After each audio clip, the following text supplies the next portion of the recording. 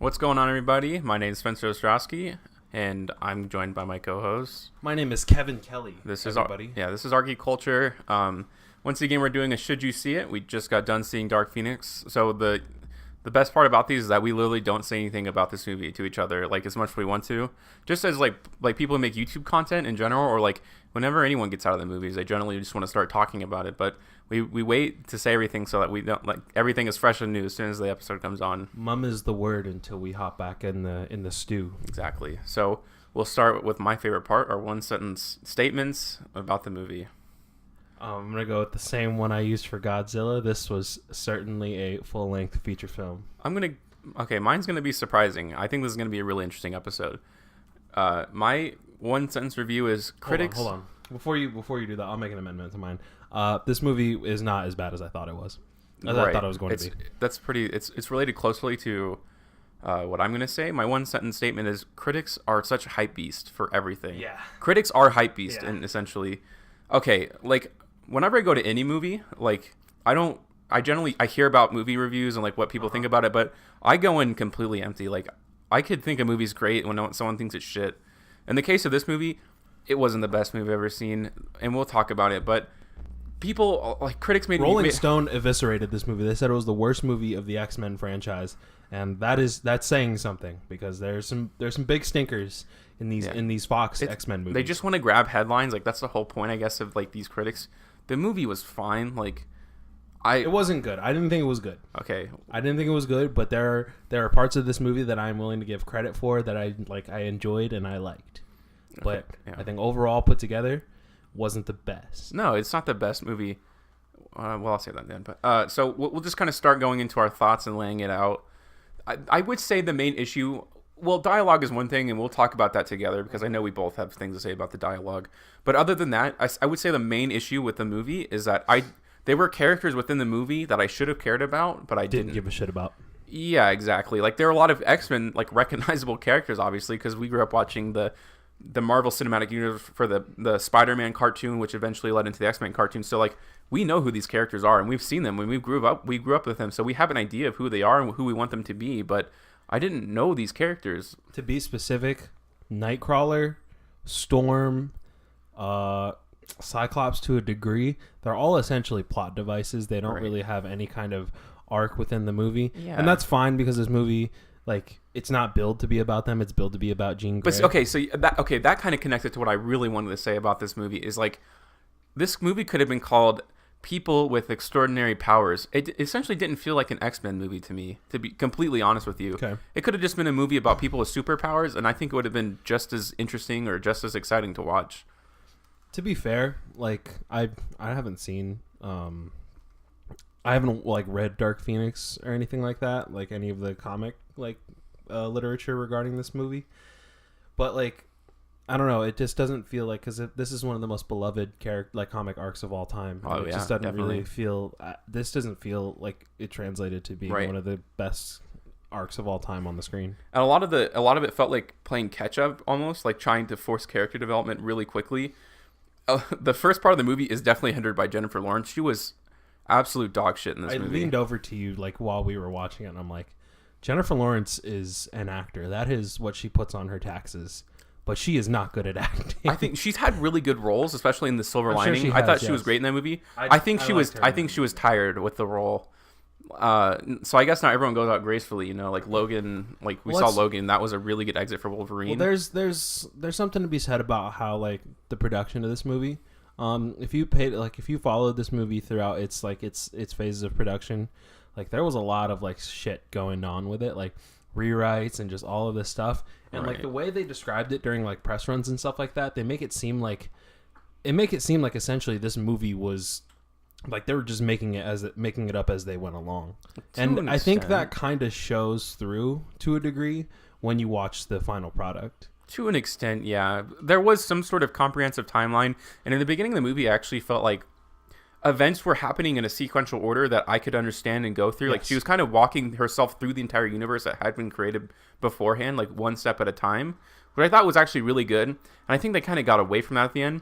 Because I will say this, there was no need. I didn't read the original Dark Phoenix comics, so I guess I can't really comment on this. But I would say, as a person watching like raw dog in it, watching this like firsthand, I didn't feel like there needed to be an outside enemy character in the movie. I didn't feel like there needed to be aliens there to kind of assist this plot along because it was interesting enough as it was. So that kind of gets into like what we both want to talk about, which was like the dialogue, because I feel like that character in particular, Jessica Chastain's character, Right. which doesn't ever, I don't like if that character had a name, I don't remember what it is, or it wasn't said more than once the entire time. But her dialogue, almost everything out of her mouth made me want to like roll my eyes. And it was very flat. A lot of the dialogue in this movie, like you can almost understand. Like I saw the dialogue as a script in front of my face reading it, and you could see that there was something there, but it felt like I was doing a script read for it, you know. And I thought that was a really big problem. But the thing is, I'll say like you have this intense story of like Jean fighting against the entire universe that had been created. Like she doesn't feel like she belongs anywhere, and then you just have these characters come along that kind of trickle the story in a sense for people that you truly don't care about, because they're just like, my people like did things, and we need you to do things for us. And that was essentially the entire plot of like a quarter of the movie. Yeah, it's just, it doesn't feel like there are a lot of moments in this movie that don't feel earned just because the story doesn't really support them, especially the end. Spoilers for like at the end. Yeah, it's not really huge. It's not there's that always big of a spoilers spoiler. in these things. Every review is spoilers. I'm telling you, please. Like I'll say that for the rest of the time. Yeah, but the end of the movie, Magneto and Professor X like sit down and they play a game of that's chess, a right? melancholy moment. And It's like just- that is a moment that I'm sure if there was any like work put into that moment, like leading up, I'm sure it would have been a lot more impactful. I'm kind of just like, okay, is this like really what they're gonna end the movie on? Because like they get that moment and it doesn't feel earned at all, because there's no deeper interaction between Professor X and Magneto throughout the entire film. Yeah, like, a lot of feeling was actually taken out of this movie. I feel like a lot of moments that should have been tense, should have been emotional, were okay. The only emotional scene that I liked, I will say, because a lot of it really did feel flat. Like a lot of them, there was no emotion in this movie. The only part that I did like for some reason was when Raven dies. Mystique does, yeah. Mystique dies, yeah, because it's almost like I agree with that. It's almost like a realistic death scene to me. Like I think a thing that I really don't like in movies when characters are dying, they have like these deep conversations and stuff, and like she really just had like a few breaths. It was pretty out of nowhere too. I was like, that really caught me off guard, and that kind of leads into what I want to talk about as well, because like the one things that I do want to give this movie credit for is like the action scenes were like really actually incredible, really very well enjoyable. done, very well done. I think they CGI were uniquely. I think they were like uniquely like designed and thought up, because like I leaned over and like during that first big fight between the X-Men and Jean, I leaned over to you and I'm like, I feel like they're going to do the exact same spot they did in Justice League where, you know, Quicksilver tries to run around Jean, and just like the Flash did with Superman's just going to spot him out of nowhere and just grab him or some shit. And to their credit, they did the same kind of concept where she's able to like, Quicksilver being fast doesn't really affect her. She can still see him. But they did like a really creative thing as far as like, you know, how they executed that whole scene. And I just think overall the action in this movie was, I would give it credit as to being like probably the best part of the movie. There were a lot of good scenes in this movie. Like, they're actually good characters as well. Magneto's always good. The Beast was fantastic. Really, He was great in this movie. Yeah, he was very I liked good. him a lot. You could tell like he was passionate about his role. Like he really took the script and took it farther than a lot of other characters did. I would say. And as far as like I've said, like the character probably wasn't the arc of the character probably like it teetered off at the end, because he kind of just like it was a very important like his arc kind of moves the story along, and as far as like creating a division, and that has to be resolved later on, but it kind of just teeters off towards the end. But for that time that he's a focus of the movie, he does a very good job. Oh, absolutely.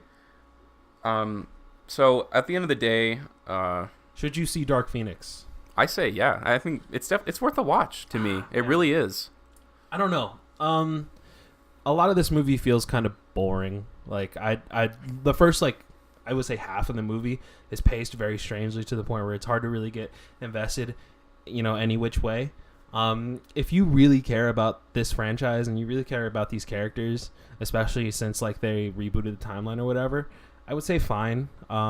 If you're not overly interested in X-Men and the X-Men characters, it's not one that you can.